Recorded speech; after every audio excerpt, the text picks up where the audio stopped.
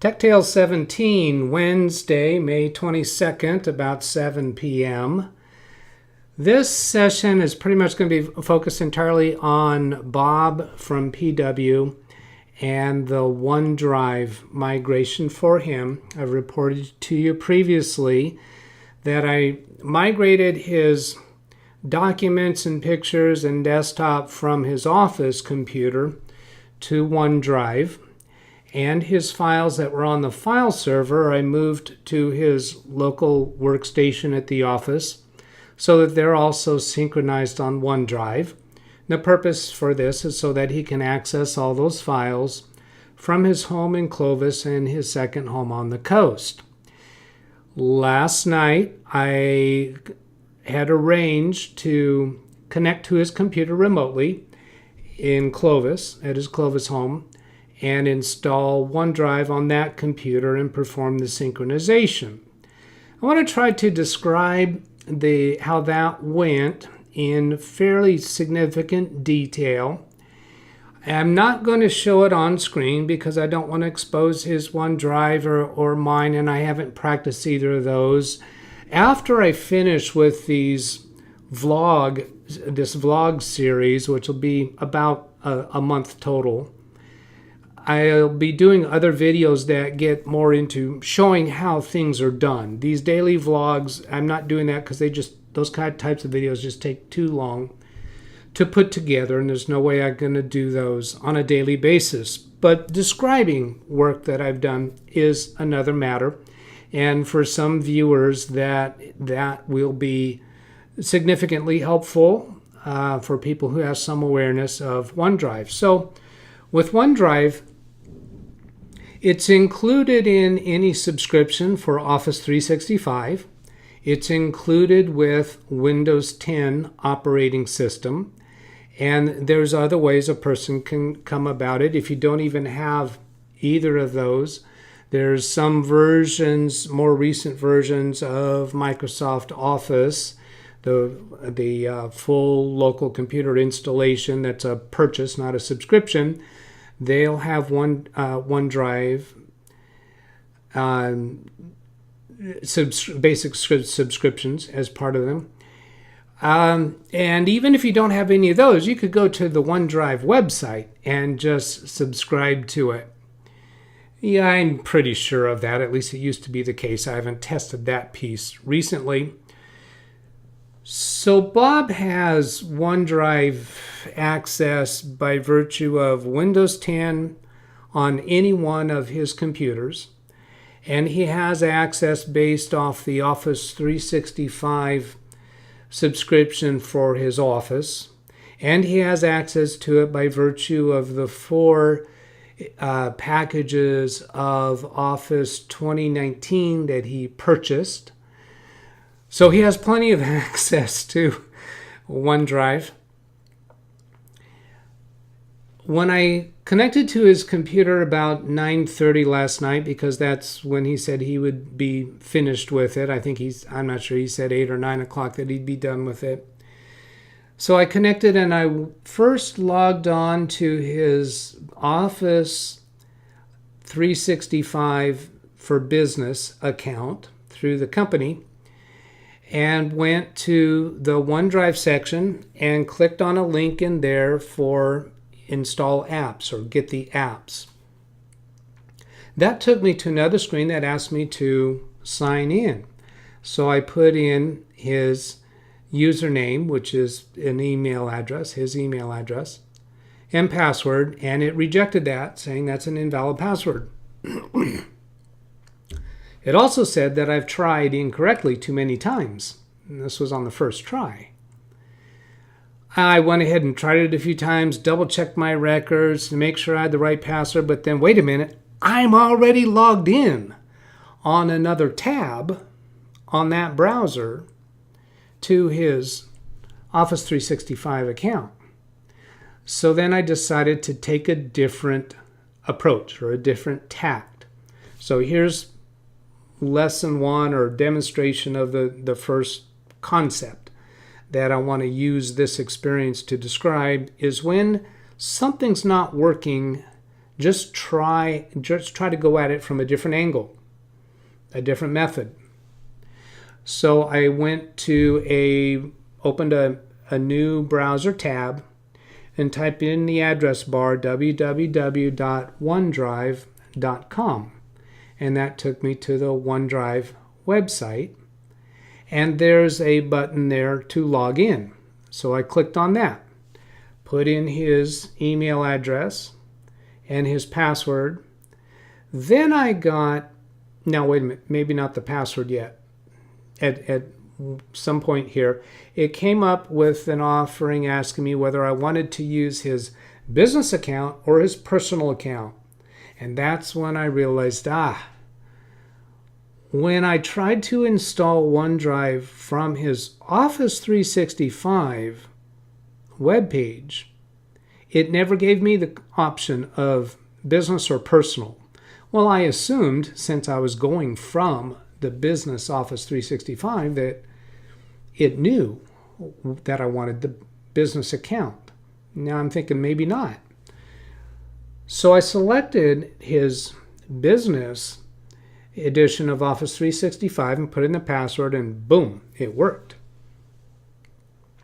So then I clicked to install OneDrive. That computer did not yet have OneDrive on it. This computer has Windows 7 on it, and it has, I'm not sure what version of Microsoft Office. It could be 2010. In his office, we were sticking with Office 2010 for quite a long time because it does everything that their staff needs to do without the added complications of the newer versions. But now we're having to transition everybody over to the newer editions, since we've got to migrate them all to Windows 10, and we have the Office 365 for Business now. Let's just get everybody consistent on the same software. So I installed OneDrive to his Windows 7 computer through that button. That installation went fine. And then it led me through beginning the synchronization. And what it was going to do then is download everything that was on the OneDrive cloud that came from his Office computer. Now, usually when I set up OneDrive for a client, it's a first-time setup. It's unusual. I know I've done this at least once before and ran into similar nuances that I'm about to describe to you. So it starts doing that download, and I see something like 17 gigabytes that it's going to download. And I figured, okay, well, that's going to go overnight. In the morning, it'll be done. And we're done with it. I figured that would be the end of it. But I hadn't thought it through well enough and hadn't had this experience of doing a second computer on the same OneDrive account. So it went on its merry way to doing that, and I happened to wake up and choose to get up about 4 a.m. this morning and went to check on it. And I found that it was at a screen that was asking which of pictures and my documents and desktop that I want to protect, which means synchronize. And I was a little shocked to notice in the desktop background that I could see all of the icons that were on his Office computer were now on his Clovis home computer. And that was the shock. And I've had that happen before, but I had not yet configured his Clovis computer to back up his Clovis desktop and didn't realize that was going to happen automatically. So I was thinking, how am I going to back this out? Because that's just a mess to have all of his desktop icons. The icons from his Office desktop just aren't relevant on his home desktop because they're like shortcuts for the scanned images from the Office copy machines. There's an icon for repairing access to the network drive shares. Those are irrelevant on his home computer. And there was a number of other things that were irrelevant or even maybe conflicting. Well, I was at a screen that has the check boxes where I can unselect desktop or pictures or my documents to indicate I don't want to synchronize those folders. So I realized after a little bit that this might be okay. I removed the check mark for desktop and I went over to his Windows Explorer to check the pictures folder from his home computer and found that there were no pictures there. So I contemplated, should we synchronize the pictures from his Office computer to his home computer? And I wound up concluding, yeah, I think so. It gives him access to those at home. There's no conflict that I can see about it, and I figured I can easily reverse that later. And of course I left my documents selected because I want that to merge with his documents from the Office computer. And I discussed this with him and the nuances and effects and consequences of merging those files. And we'll get to that in a little bit here. So after removing that check mark for desktop, I then clicked on the begin or continue, whatever the button is called, to go to the next step. And I noticed as soon as I clicked on that, all those excess desktop icons disappeared. So that's good. That's a good thing.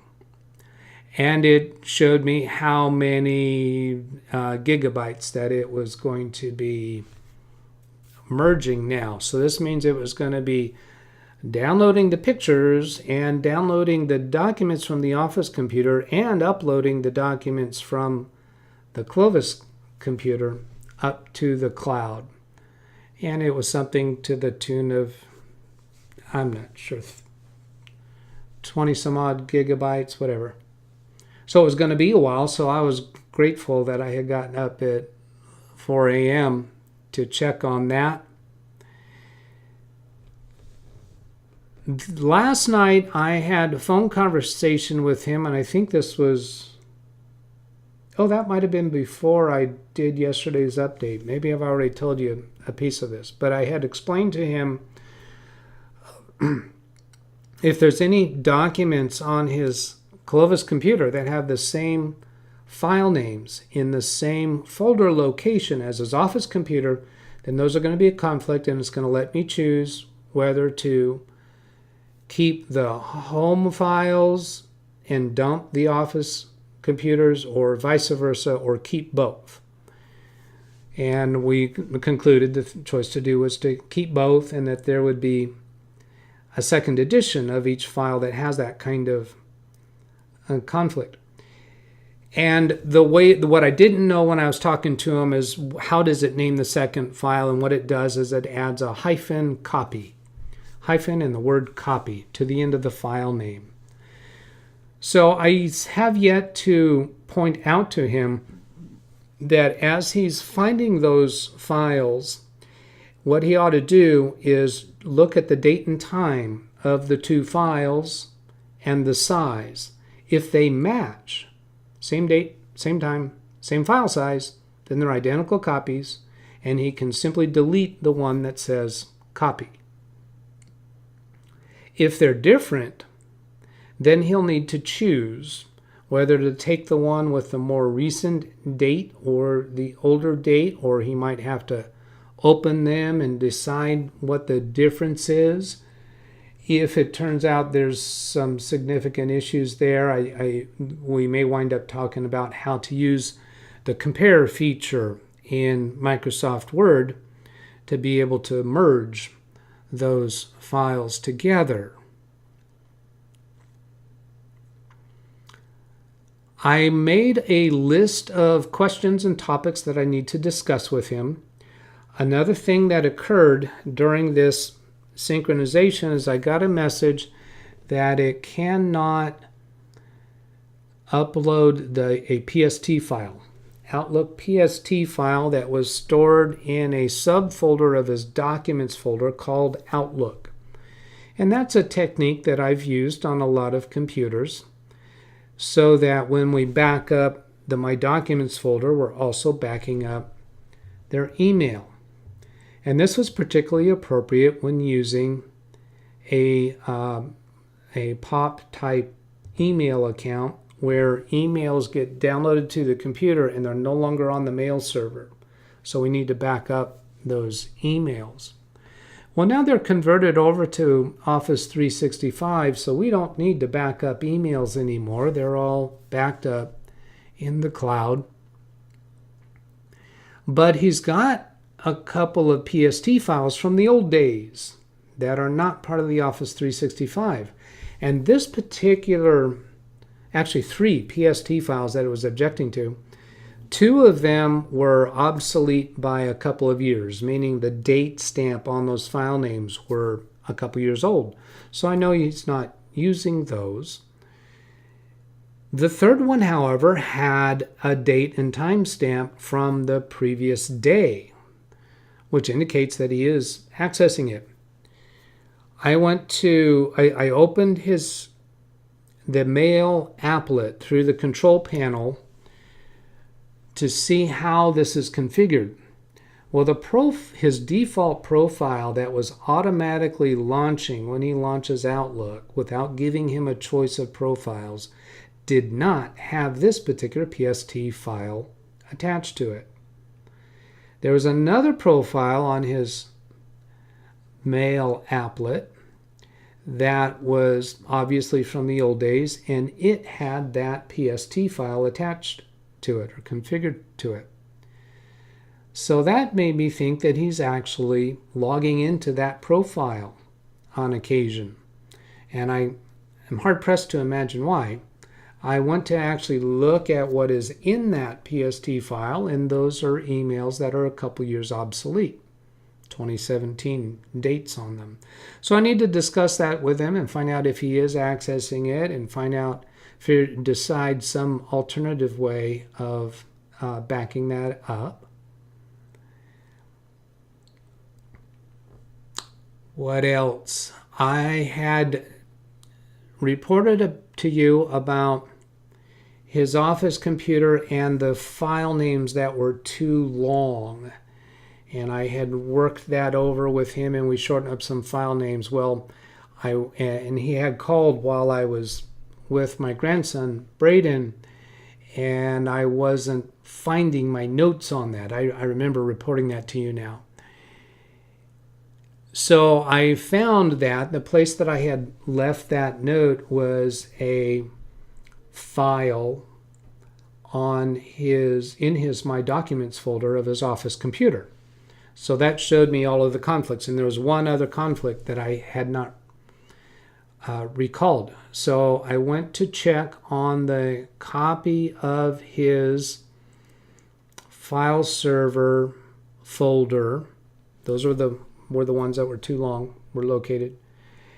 And it turned out to be a photograph of a table display during some convention, somebody selling books or software or training programs or something. That's all it was, as a PNG photograph. So I changed the name, shortened it up, and copied it to the network share, and then from a remote connection to his office computer, copied it to his OneDrive folder location where that particular file belongs. And I imagine he doesn't care about it at all, but 4:30 in the morning, I wasn't going to call him and ask. And what else? You know what? I'm going to just take a quick peek at my notes so that I can include whatever else there was. Where are you? Right there. And is it down here? Yes. Okay, so the locally stored PST file, the modification date with the secondary profile.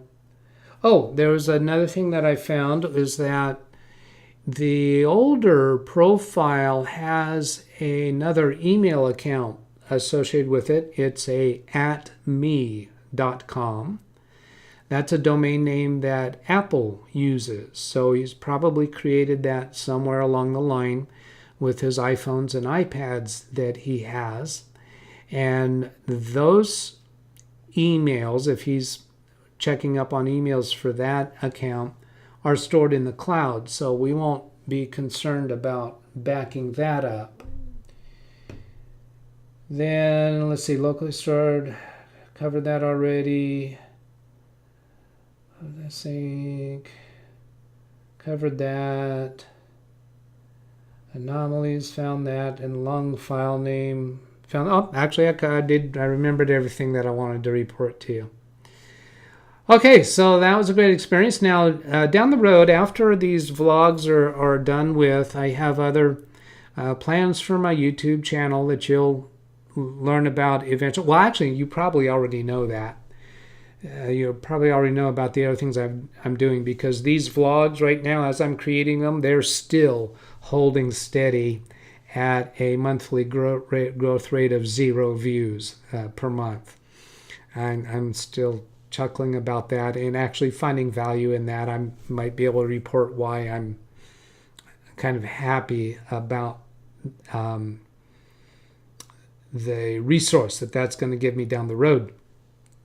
So you probably already know about the other things that I'm doing, so I won't go into that. Of course, that if you didn't know about them, then it's going to be more detailed teachings of these things that I'm just talking about during the vlogs. Each of those videos will take longer to produce. I won't be uploading on a daily basis, I'm sure, and I also plan to be doing live events and actually recording live events of actually working on people's computers, which I think will be fun. And when I get to the point of being able to do it, I'll be implementing the membership capability within YouTube. I have to reach a certain amount of subscriptions and views and whatever the criteria is for that before I'll be able to do that. So I think that's about good for now, and I'll catch you next time. Have a great day. Bye.